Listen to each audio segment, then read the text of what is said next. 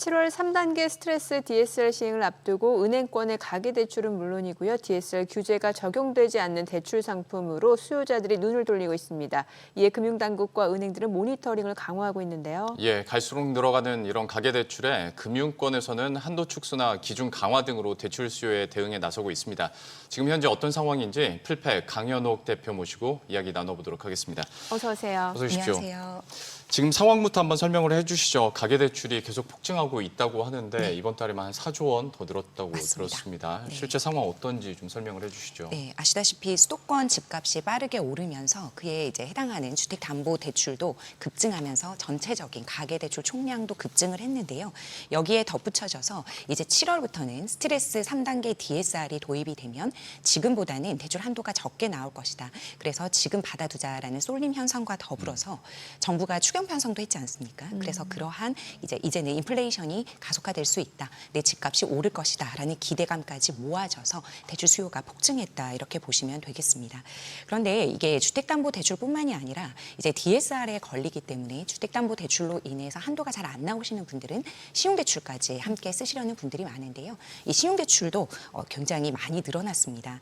주담대 같은 경우에는 지금 지난 8월 이후로 굉장히 10개월 만에 큰 폭으로 상승을 이제 기록한 것뿐만 아니라 5대 은행 신용대출 잔액 또한 이제 5월 말 기준으로 103조가 넘었기 때문에 지금 최대치를 기록하고 있거든요.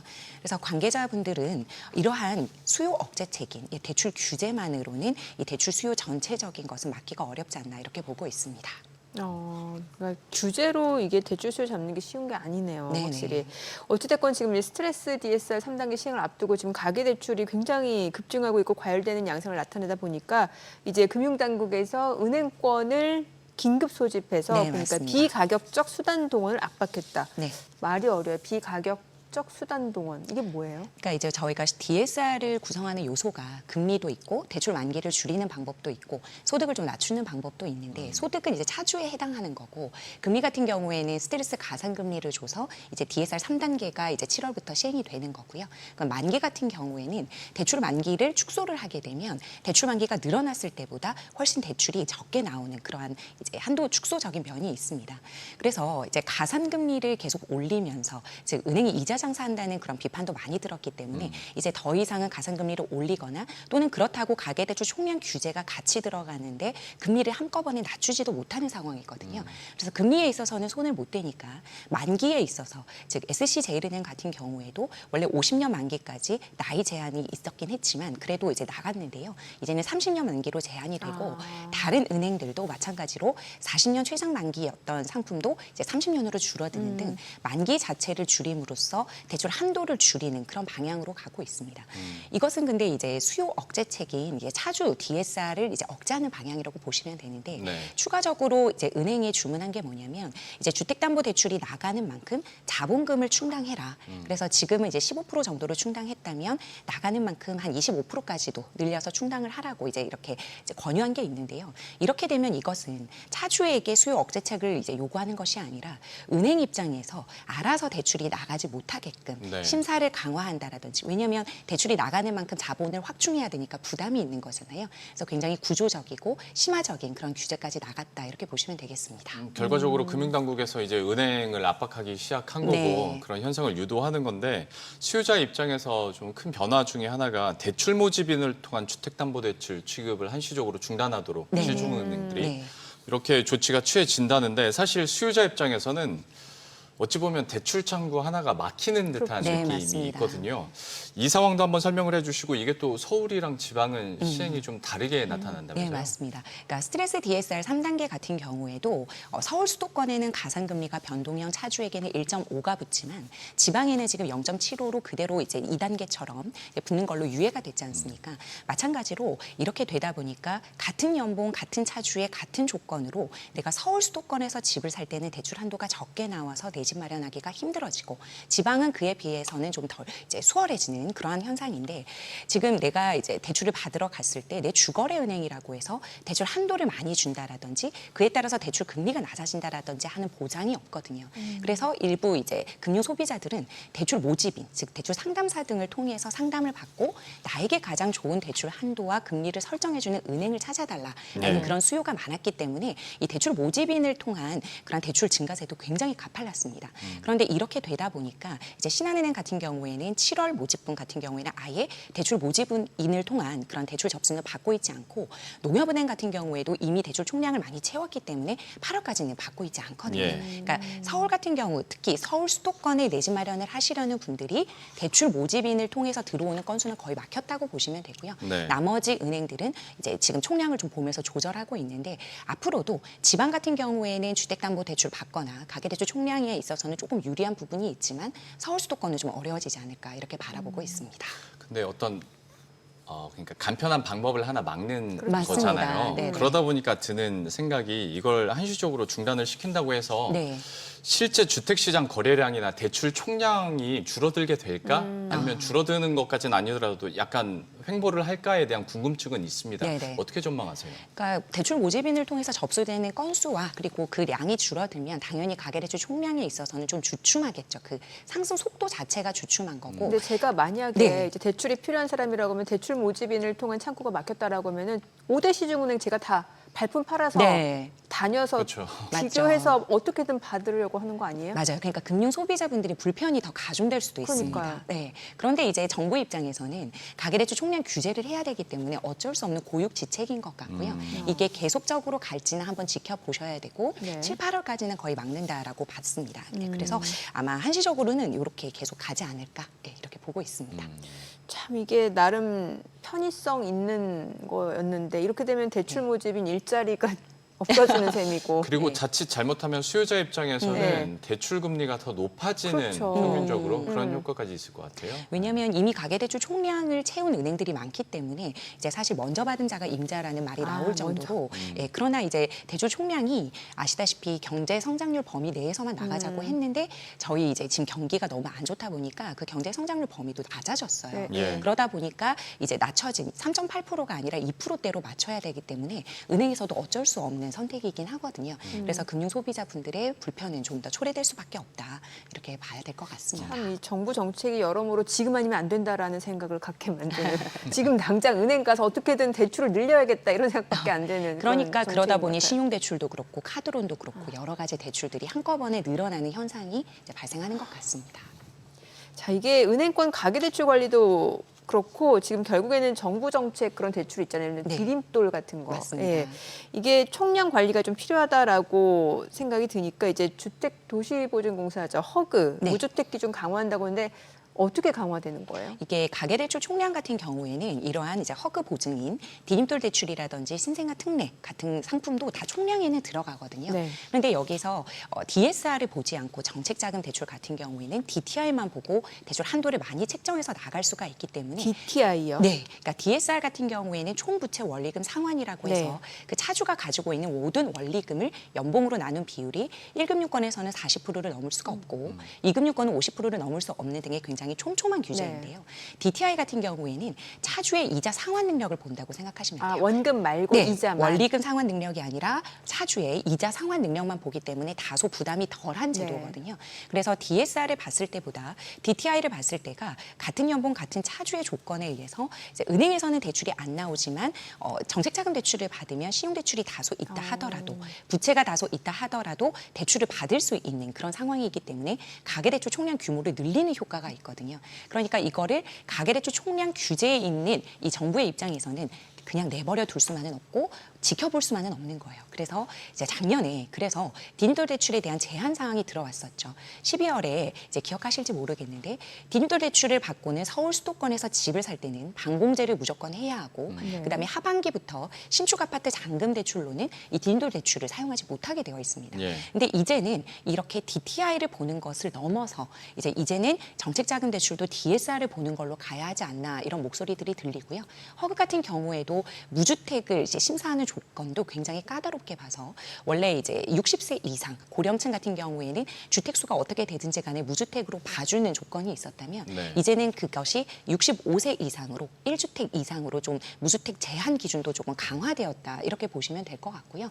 여기서 좀 더 나아가서 사실은 저희가 좀 지켜봐야 될 것이 전세자금 대출에 대한 DSR 규제가 들어올 것인가라는 건데요. 지금 상황에서는 허그 같은 경우에도 SGI 같은 경우에도 1주택자가 이제 유주택자가 이제 전세자금 대출을 받을 때 1금융권에서 3억까지는 가능했거든요. 네. 근데 이제 그것이 어떤 식으로 더 강화가 되었냐면 유주택자가 전세 보증금 담보 대출로 해서 전세 대출을 60% 이상 받을 때는 DSR 40% 내로 들어와야 됩니다. 근데 사실은 이것이 전세 만기를 2년으로 설정해서 계산을 하기 때문에 이 DSR을 문턱에 넘기를 굉장히 힘들거든요.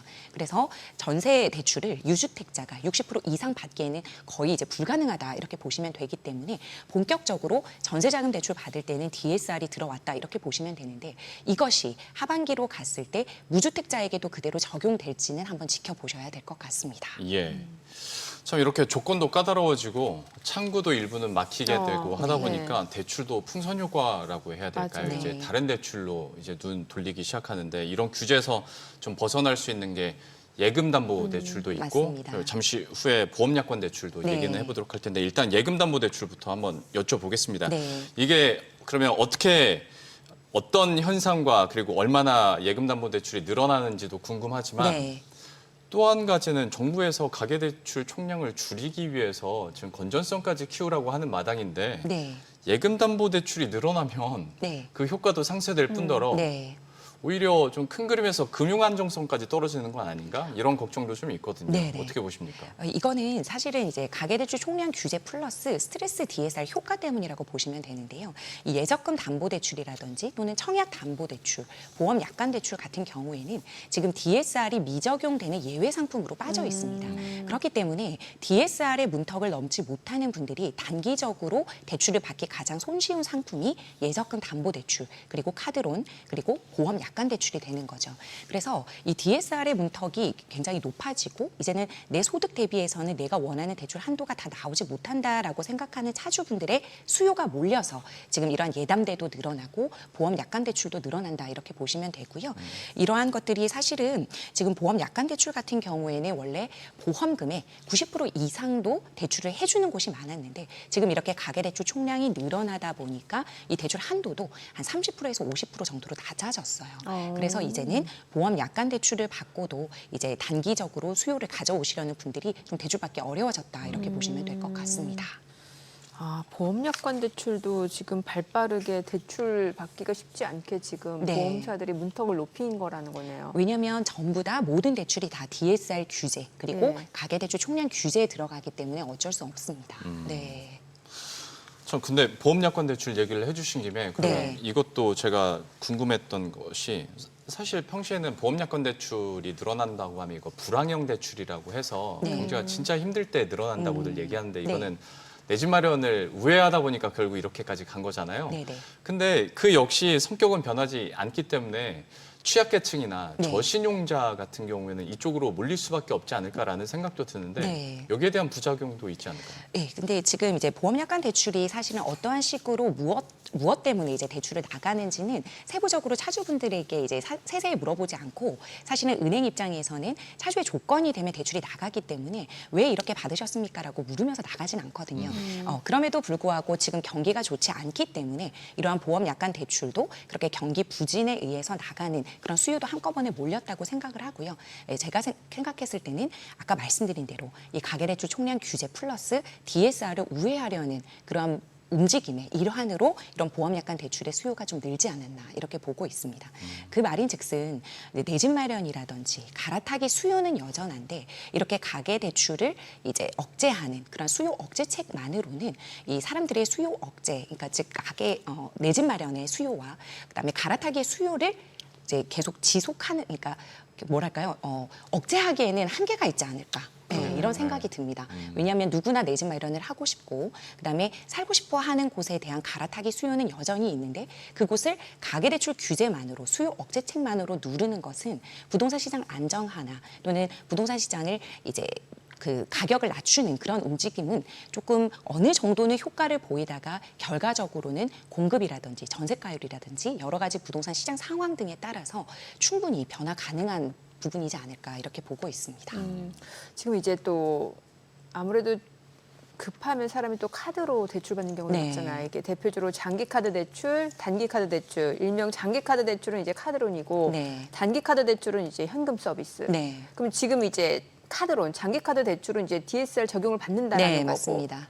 현금 서비스는 아니라는 거죠. 아니요, 이제 이 현금 서비스 같은 경우에도 사실은 금액이 굉장히 소액일 경우에는 네. DSR을 보지 않지만 이제 각 은행별로 지금 월별, 분기별로 관리가 들어가고 있고 이거를 DSR을 어떻게 적용할지에 따라서도 달라지는데요. 소액 같은 경우에는 보지 않는다고 하는 이제 그러한 상품들이 굉장히 많습니다. 네. 그러다 보니까 손쉽게 그날 당일로 바로 그렇죠. 입금을 받을 수가 있으니까 이러한 카드론까지도 몰리는데 근데 금융 소비자분들이 좀 조심을 하셔야 되는 게 이러한 현금 서비스라든지 카드론을 받으실 경우에는 신용 점수가 급감하게 됩니다.